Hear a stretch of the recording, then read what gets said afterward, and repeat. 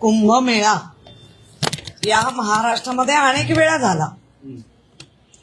मग अनेक वेळा झाला तेव्हा कशी सोय केली होती ती पाहूनच आपण परत पुढचा कार्यक्रम करत असतो.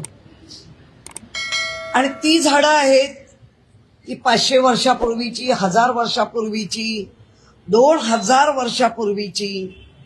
कारण एक झाड जगवणं इतकं सोपं काम नाही. आणि वृक्षप्रेमीच नव्हे तर आमच्यासारखे सर्व लोक याला विरोध करतायत. साधू संतांना जागा दिलीच पाहिजे, त्यांचा आदरातिथ्य केलाच पाहिजे. पण त्यासाठी सगळी झाडांची वाट लावून पर्णकुटी बांधून देऊन त्या जो काय महिनाभरचा जो काय प्रोग्राम आहे त्यासाठी हजारो वर्षापूर्वीची औषधी वृक्ष सुद्धा आहेत, पावसाळी वृक्ष आहेत की जे पावसाचे ढग खेचून आणण्याची त्या झाडांची ताकद असते, असे वृक्ष आहेत. आणि असे वृक्ष तुम्ही जर पाडणार असाल साधू संतांना पुढे करून आणि मग नंतर तुमच्या अंधभक्त येऊन साधू संतांचा अपमान कोणाचाही कोणी कधीही अपमान करणार नाही. कोणच त्यांचा मान सन्मान झालाच पाहिजे. पण याच्या आधी जेव्हा कुंभमेळा आला तेव्हा कसं केलं होतं? तेव्हा झाडं बिडं तोडली होती का? का नाही. आज पण तशाच पद्धतीने करा. झाडांचे जे डेरे आहेत त्या डेऱ्याने एक करा, त्याच्यावर करून ती पर्णकुटी बांधा. त्यांनाही आवडेल कारण निसर्गाच्या सानिध्यात. पण झाड तोडलं नाही पाहिजे. कारण एक झाड प्रत्येकाच्या वंशाची वेल दाखवतं.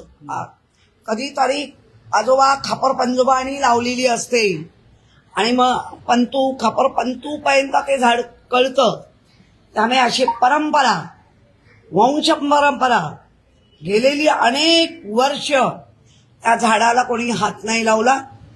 तर ह्या कुंभमेळ्याच्या आड राहून तुम्ही त्या संपूर्ण तपोवनचं आड रान करणार असाल ते होऊ देणार नाही. नितेश राणे म्हणतात बकरी देते त्यावेळी हे लोक कुठे जातात? जे विरोध करतात बकरी देते त्यावेळी हे लोक कुठे असतात? बकरी ईदच्या वेळेला झाडं तोडली जात नाही. बकरी ईदच्या वेळेला झाडाचे पाला पाचोळा जो असाच पडतो, अनेक वर्ष राहतो. मी त्यांची बाजू नाही घेत, ईद वगैरे म्हणून नव्हे.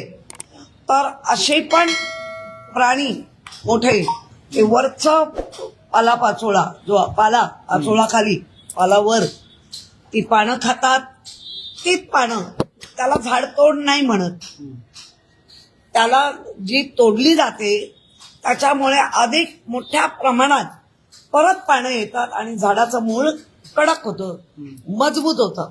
त्यामुळे मला असं वाटतं झाड मुळापासून तोडणं आणि झाडावरची पानं तोडणं ह्याच्यात शाळेतच शिकवलंय भिन्न भिन्न आहे.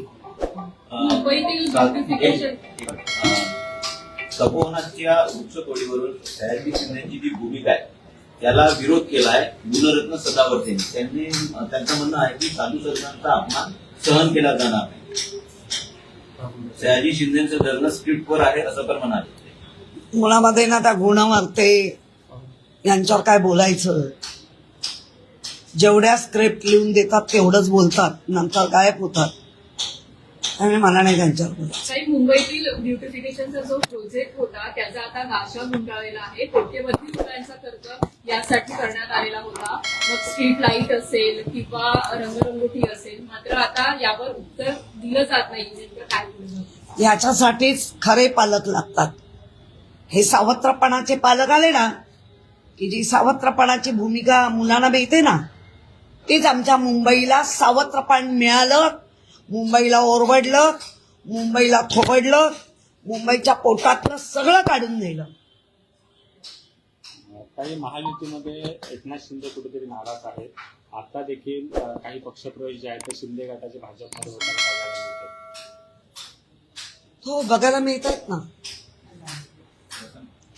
दोन गोष्टी, एकतर त्यांच्याबद्दलची असलेली विश्वासार्हता भाजप संपुष्टात आणता आहेत का, किंवा त्यांच्याकडे समृद्धी झालेलं मायाजाल त्याच्यावर अटकाव आणून ती समृद्धी दुसऱ्यांना मिळू नये ह्याचा प्रयत्न आहे का.